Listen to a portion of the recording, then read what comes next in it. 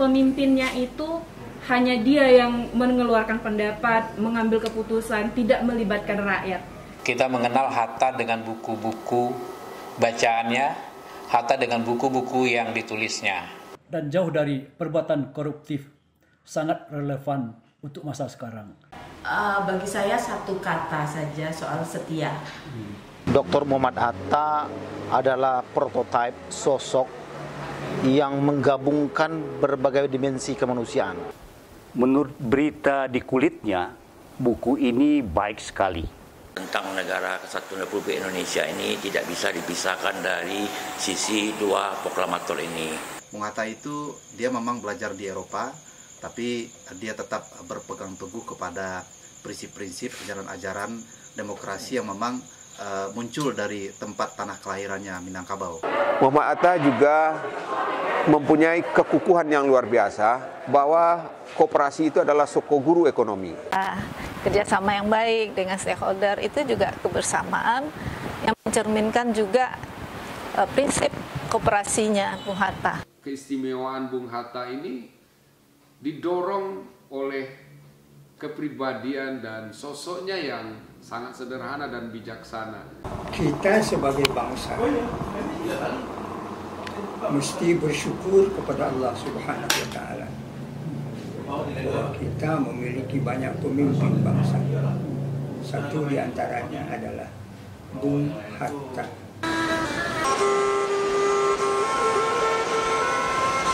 Bung Hatta.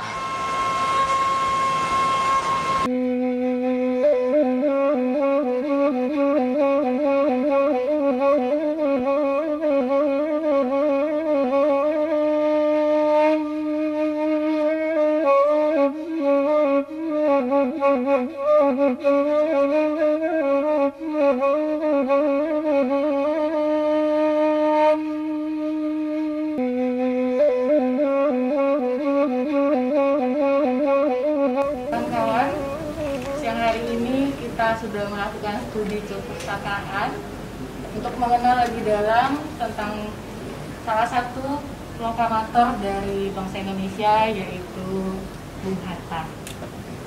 Dan saya yakin kawan-kawan pasti sudah menemukan kutipan-kutipan yang menarik yang mungkin akan kita bahas di sini. Dari Edi, apa kutipannya?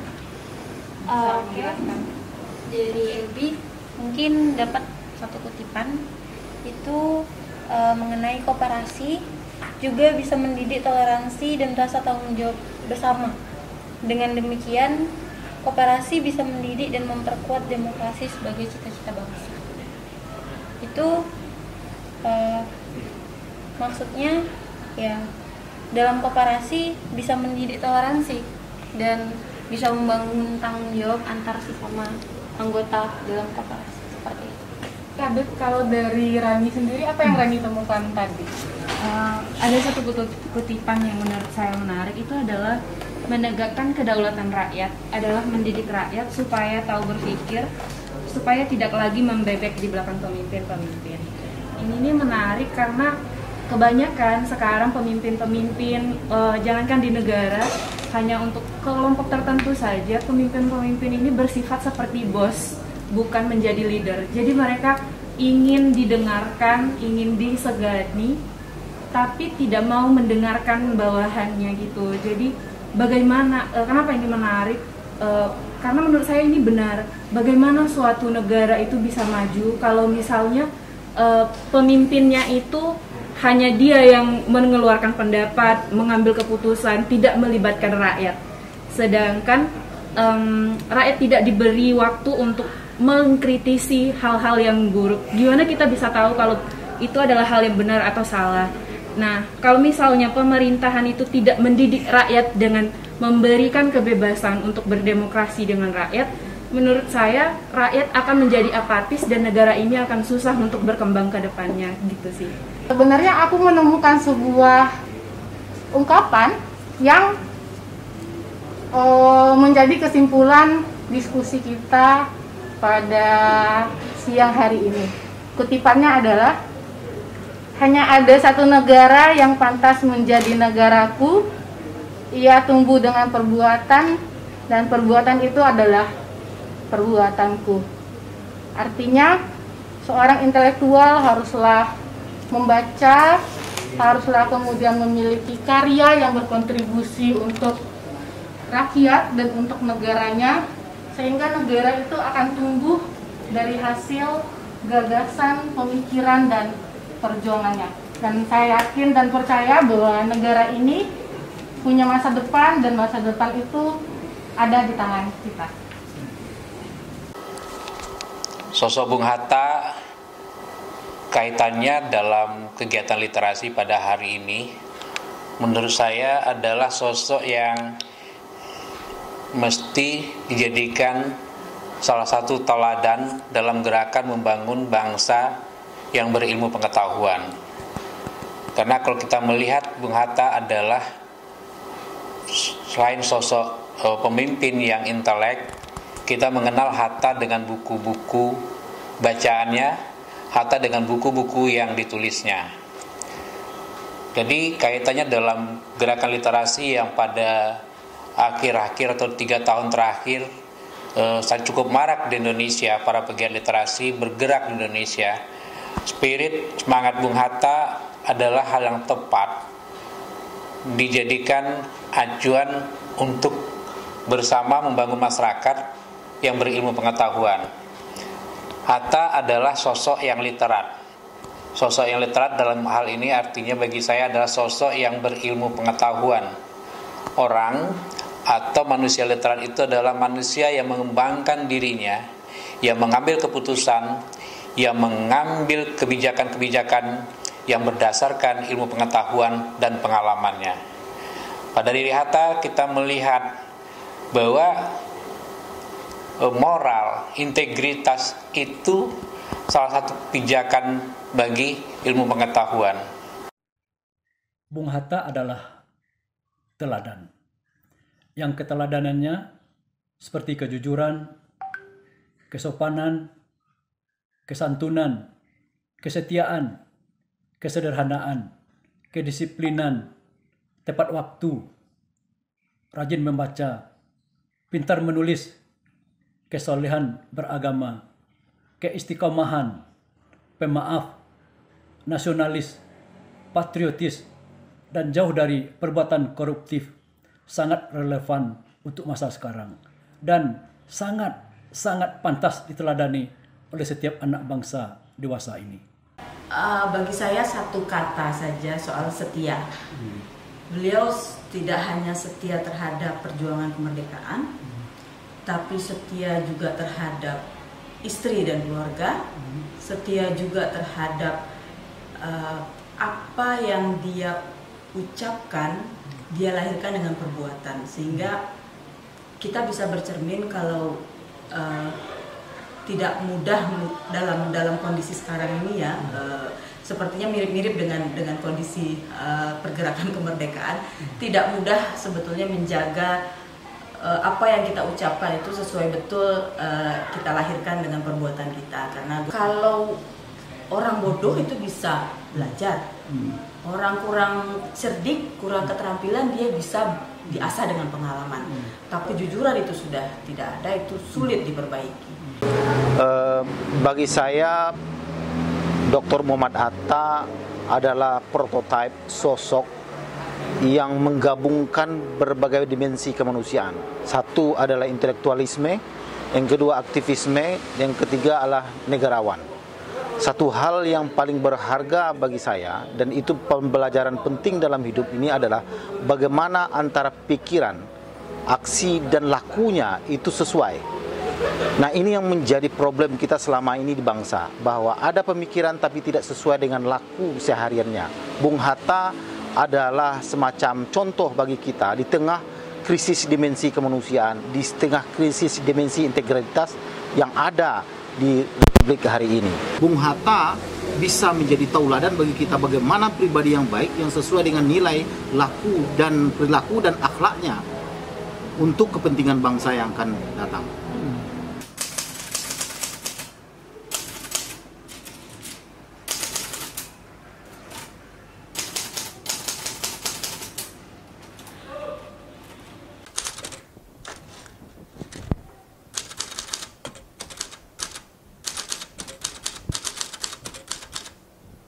Gemala yang manis. Tadi malam Mutia dan Edi datang ke rumah, mengatakan bahwa ia dari lapangan terbang langsung ke rumah. Dan untuk ayah dibawakannya buku Alan Scofield, The Angel of Malice. Menurut berita di kulitnya, buku ini baik sekali. Yang kisahnya berlaku terjadi di Afrika. Ayah mengucapkan terima kasih banyak atas pilihan gemala yang bagus ini.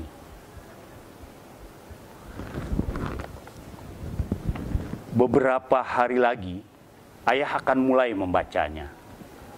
Sekarang, ayah masih sibuk dengan urusan lain. Tentang negara kesatuan Republik Indonesia ini tidak bisa dipisahkan dari sisi dua proklamator ini. Kemudian tentu masing-masing dari proklamator ini mempunyai karakter, kemudian tentu juga mempunyai sisi ya seperti yang namanya manusia, ada positif dan negatifnya. Tetapi saya sangat yakin melihat bagaimana yang namanya Bung Karno dan Bung Hatta itu saling mengisi. Sehingga kalau tidak saling mengisi dia tidak mungkin ya ada sebutan tentang duit tunggal tersebut. Memang kemudian ya biasalah di era demokrasi ini ya mungkin juga kita selalu menyetujui bahwa tokoh demokrasi itu sebenarnya adalah Bung Hatta.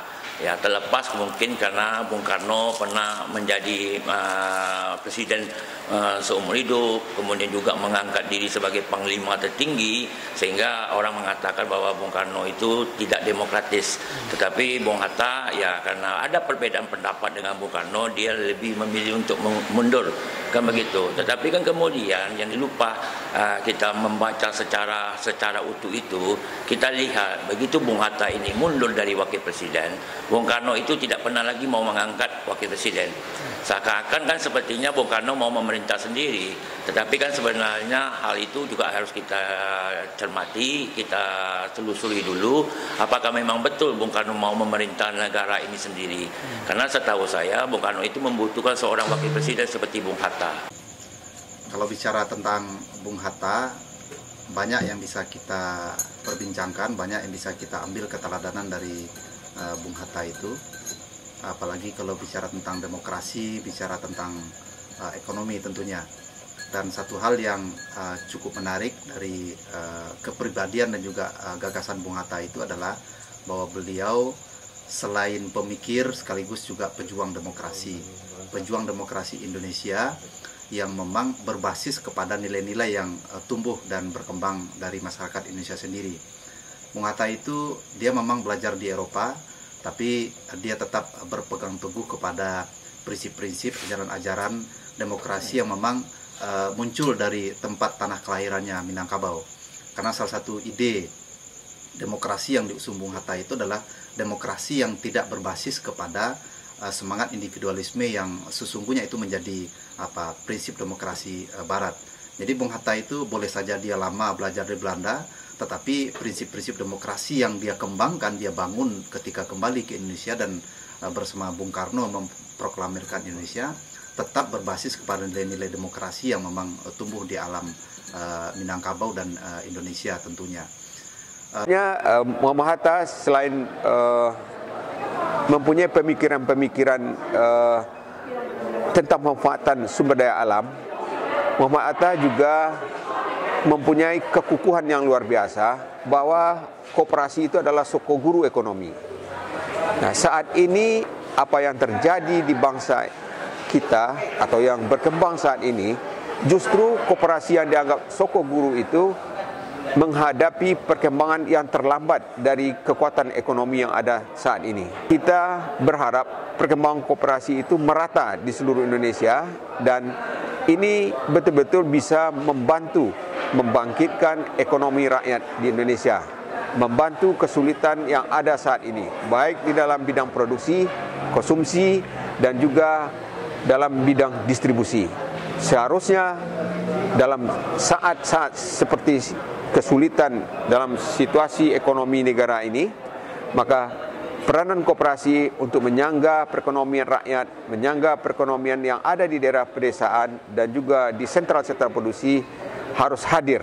Kita melihat di negara-negara maju pun sekali seperti di Jepang, di Australia, koperasi bahagian yang penting dalam pengembangan ekonomi.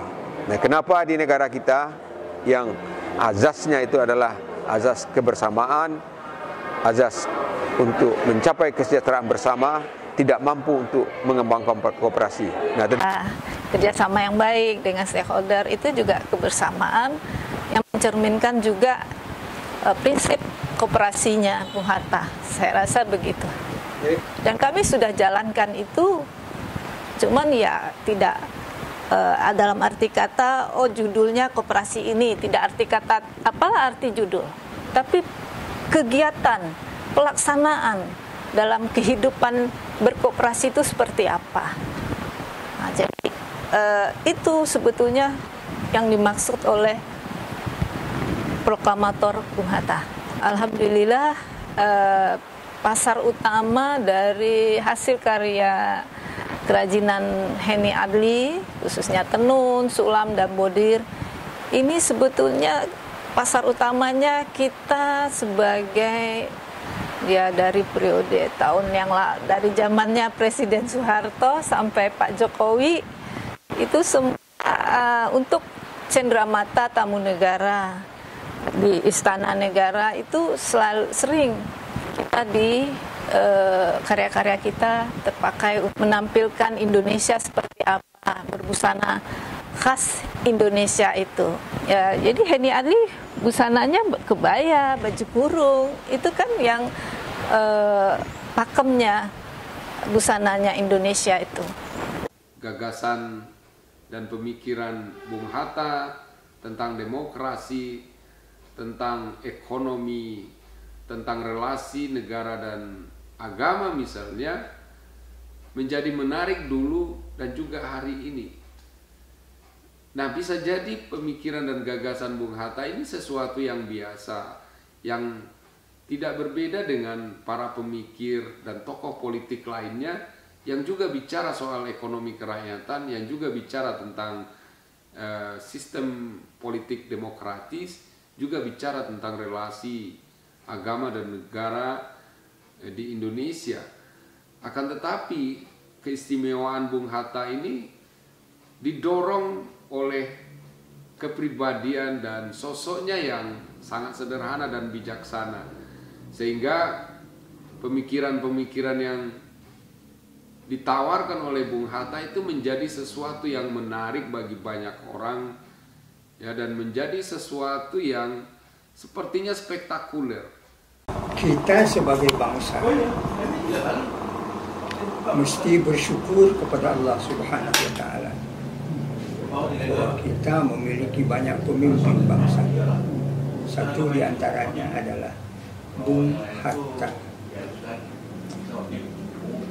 Salah satu kehebatannya adalah dia tidak mau disebut Pak Hatta, tapi mereka lebih mau disebut Bung saja. Sama seperti barangkali yang lain, ketika itu di saat kita mula-mula merdeka, maka kata-kata Bung memiliki makna yang luas. Pertama, yang menyebutkan dirinya Bung atau disebut sebagai Bung menyatakan duduk sama rendah, tagak sama tinggi dengan masyarakat yang dipimpinnya. Akhirnya terjadi pertemuan hati dan hati, sehingga apa yang ada dalam cita-cita pemimpin diterima langsung oleh masyarakat yang dipimpinnya. Itu pendapat saya.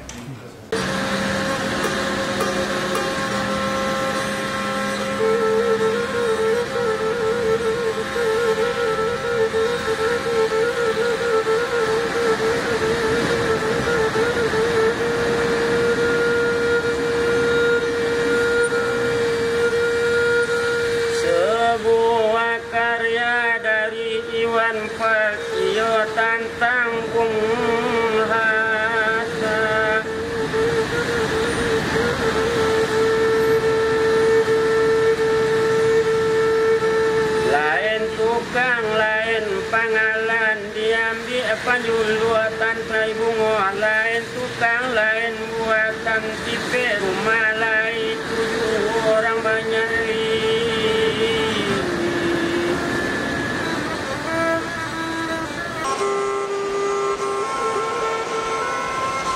Bung Hatta. Tuhan, terlalu cepat semua. Kau panggil satu-satunya yang tersisa. Proklamator tercinta.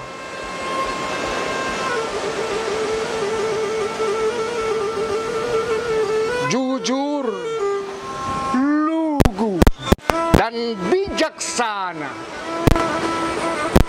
Mengerti apa yang terlintas dalam jiwa rakyat Indonesia.